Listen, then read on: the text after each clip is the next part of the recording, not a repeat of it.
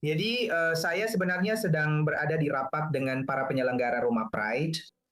Apa yang terjadi? Maksud saya, situasinya bermula pada tahun 2025 ketika kami menghadapi 30 serangan terhadap kendaraan hias kami selama Roma Pride 2025. Orang-orang menyebut kami teroris, pembunuh, padahal kami tidak membawa bendera nasional apapun. Ini semata-mata karena kami Yahudi dan queer.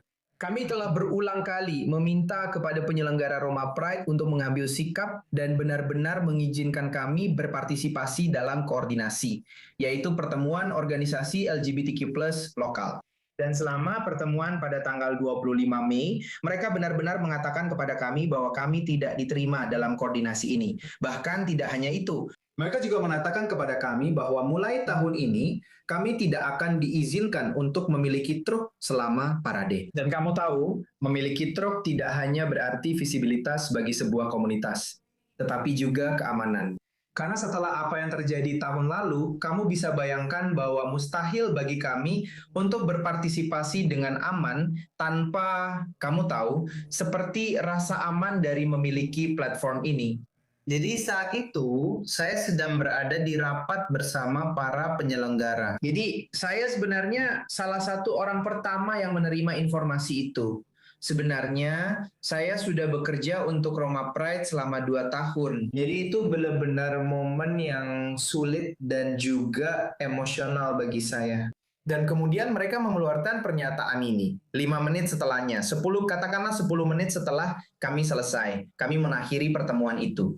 Dan mereka menggunakan platform ini untuk melawan organisasi kecil seperti Caschetti Italia.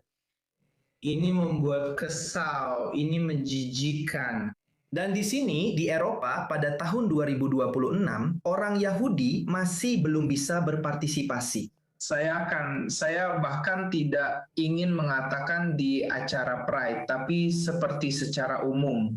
Dalam konteks sosial, seperti acara-acara ini, Anda tahu. Apakah Anda benar-benar memperhatikan adanya perubahan perilaku terhadap kelompok Anda dan sesama anggota komunitas selama beberapa tahun terakhir? Bukan hanya dari organisasi seperti Rome Pride, tetapi juga dari orang-orang. Ya, kalau kita melihat kembali partisipasi kita 3 tahun lalu, itu adalah momen spesial di mana kita disemangati oleh kerumunan selama parade. Tentu saja selalu ada, Anda tahu, beberapa serangan kecil antisemit. Tapi serangan-serangan itu tidak terlalu keras dan tidak terlalu berisiko seperti yang terjadi tahun lalu. Anda tahu, setelah kami berhenti selama setahun karena kami merasa berisiko dari segi alasan keamanan dan juga karena penyesuaian dengan gerakan ini. Dan kemudian kami berpartisipasi lagi bersama organisasi Eropa kami tahun lalu di Roma Pride.